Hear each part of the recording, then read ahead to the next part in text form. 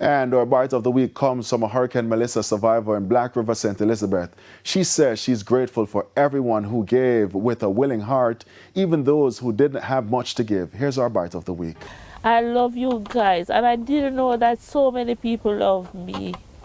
Because right now, I tell you the truth, when the storm just passed, I feel like to give up on life. And when I see so many people come from all over and said, Miss Goldie, I saw your video. And I saw when the news reporter read and see and stuff. And when I look into it, I say, God, thank God you didn't take me. You give me one more chance at me.